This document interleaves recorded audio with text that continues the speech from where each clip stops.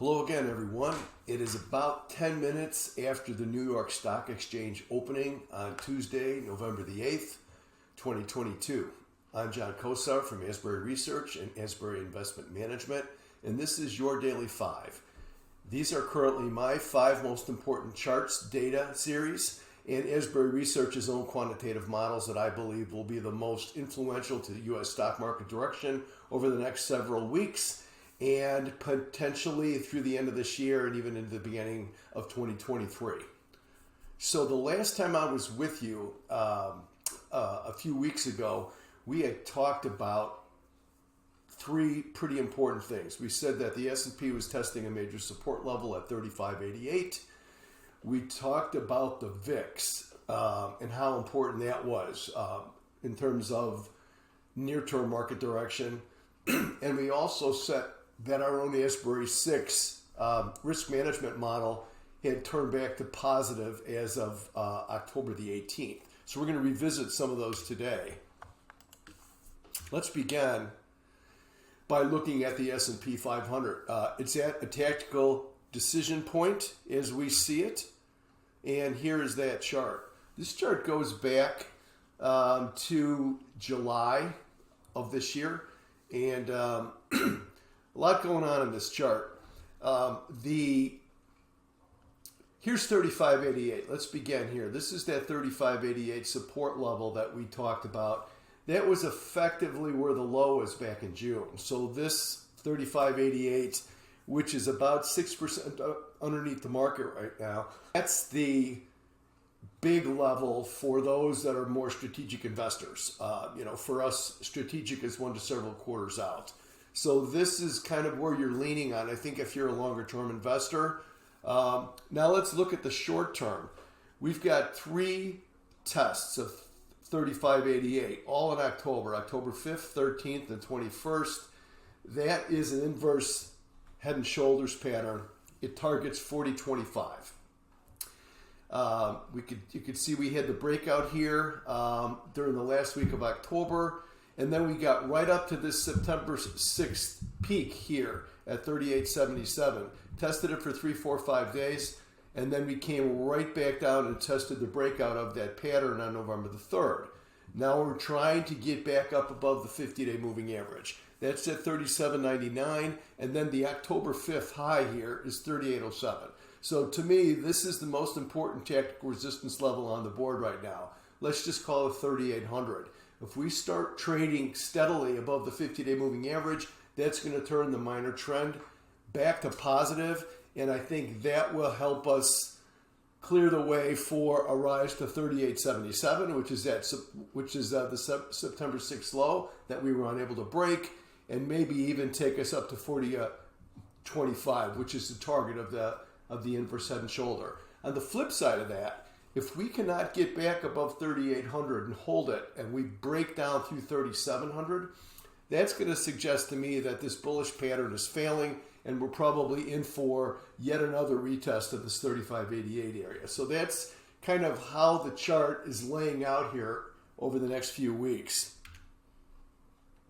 Market internals. The Asbury 6 remains positive. As we mentioned, the Asbury 6 went positive on October the 18th.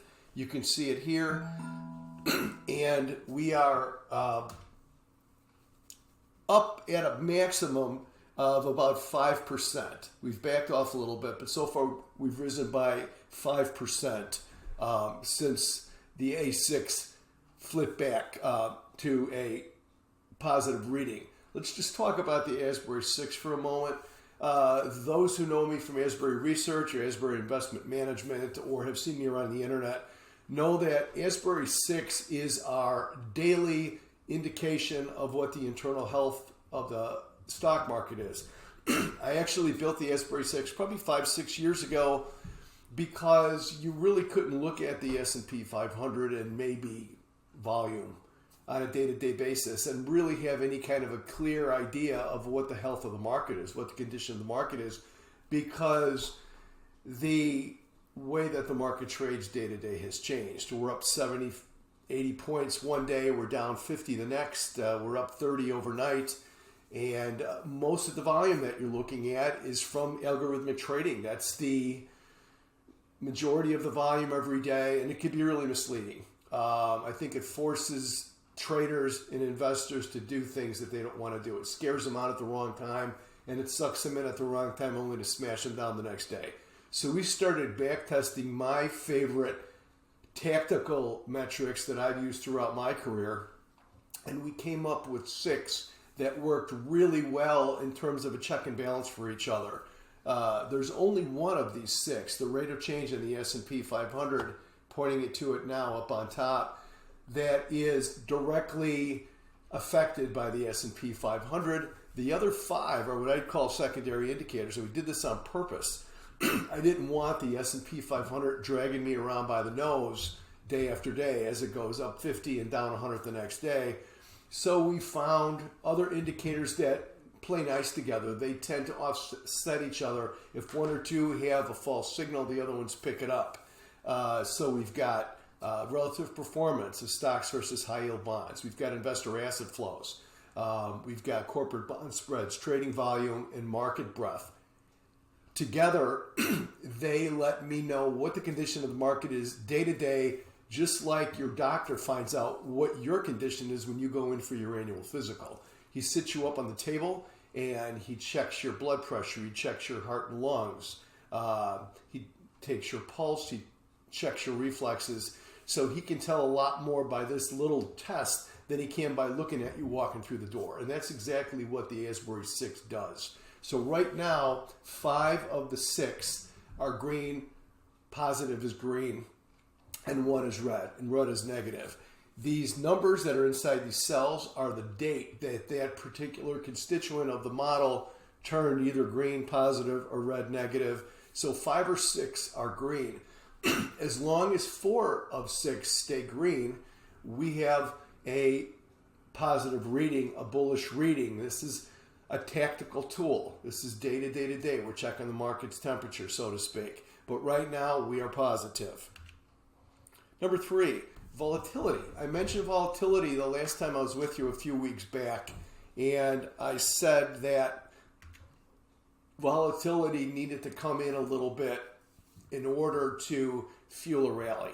So here's the 18th. I know I was with you on October the 18th. I pointed out that we were watching the VIX and its 21-day moving average. Why 21 days? 21 days is Asbury Research's tactical time period. So you can see it went above its 21-day moving average on August 22nd and stayed there until August the 19th. That indicated elevated investor fear, and that basically gave us this move down. But as of October 20th, we moved back below the 21-day moving average, and so far it's given us as much as a 7% move into the highs that we made at the beginning of the month. As long as we stay underneath the 21-day, which currently is at 28.88 in the VIX, that's going to suggest to me a positive tilt tactical basis. If we move through 24 here, which we've been testing for the past 2 days, if the VIX can get underneath 24 and stay there, that's going to kind of add, it's going to add strength to the market. It's going to indicate, at least to us, that we've broken this 24 threshold, and that should make, that should actually show us some increased tactical strength in the S&P 500. So that's something to watch, I think, in the weeks ahead. Number 4, market breadth. 20-year extreme suggests a strategic market bottom. I've been saying for months there are several important metrics that we look at that are longer term. They're more strategic. They're 1 to several quarters out for us. Investor sentiment is one. Some of the options data, put-call data, premiums is another. And the third one is the percentage of NYSE composite stocks trading above their 200-day moving average. You can see it here on the bottom in blue. You can see it's coming off of the low extreme of only about 18% that we made on July the 1st.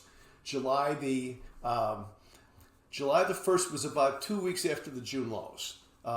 that we had made, and we continue to come off of those extremes. So if you follow the green verticals back, the last 1, 2, 3, 4, 5, 6 times that this happened were all important bottoms. We had March of 2020, which was the COVID low. We had Dec of 2018, Jan of 2016, August of 2011, Nov of 2008, and then we have October of 2002. This is not a timing tool. This is a tactical. This isn't telling us to buy the market today, but this is telling us that unless something is drastically different than it has been for the past 20 years, somewhere in here around this 3588 area, I believe, is where the S&P 500 is going to find its legs, and we could begin a multi-quarter rally that takes us into next year. Finally, number 5, where to be invested. When the market is down, especially when the market is down like it's been for the first 3 quarters of this year, a lot of managers can't go to cash. They need to be invested in the market, typically around 80%. And a lot of them like to use our SEAF model. Our SEAF model, SEAF stands for Sector ETF Asset Flows. And I built the model maybe 5, 6, 7 years ago with the thought that as the sector rotation started to speed up, the moves were quicker. They didn't last as long. They weren't as big, that I needed a better way to get in and out. Because sometimes by the time you can see these moves on a relative performance chart, they're half over. So I built this model. And what it does is it measures the asset flows that are moving around the 11 sector spiders, which together are the S&P 500. And it looks at them in 3 different time periods: trading, tactical, strategic. And it indicates to me where most of the asset inflows are going and where most of the outflows are coming from, again, in multiple time periods. So currently, the latest data, this is through the weekend, this is updated once a week, indicates existing trends of inflows into energy since October 10th and into financials since October the 31st. This is where the money is currently going in the sector space. The latest data also indicates an existing trend of outflows from technology since 10/27, and a new trend of outflows from consumer discretionary since 11/3. This is where the money is coming from. Since the model went overweight energy, it's outperformed SPY by 10% since October 10th here. And financials have outperformed SPY by 3% since October 31st, just a little bit over a week ago. This model, over the past couple of years, it's outperformed the S&P 500 7 of the past 9 quarters. It's done it with a lower beta, and it's done so with the lower maximum top to bottom drawdown during that period. So this is a model that we really rely on to tell us where the money is going and to keep us on the outperforming parts of the market, regardless of whether it's going up or down. So there you have it.